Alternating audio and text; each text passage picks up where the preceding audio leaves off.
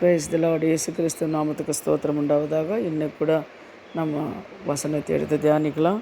யோவான் 8வது அதிகாரம் 32வது வசனம் பாருங்கள். சத்தியத்தை அறிவீர்கள், சத்தியமே உங்களை விடுதலையாக்கும்.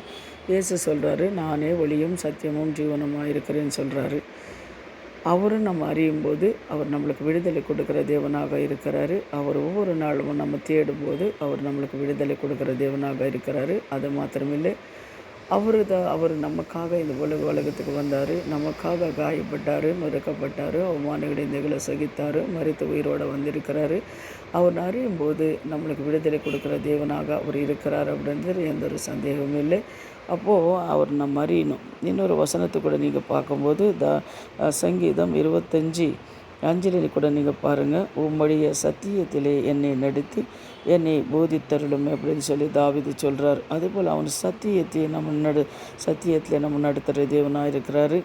அதே போல் 25:8-9 கூட பாருங்கள்.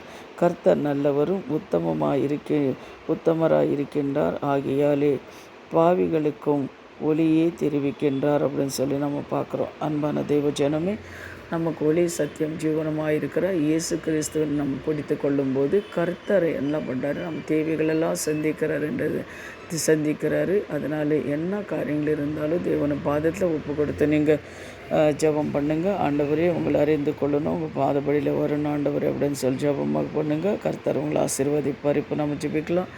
எங்களை அதிகமாக நேசிக்கிற பரலோக பிதாவே, சர்வ வல்லமுள்ள தேவனே சுவாமி, சத்தியத்தை அறிவீர்கள், சத்தியத்தை உங்களை விடுதலை ஆக்கும்னு சொல்லியிருக்கிறீங்கப்பா. நீரே ஒளி சத்தியம் ஜீவனமாக இருக்கிறீர்.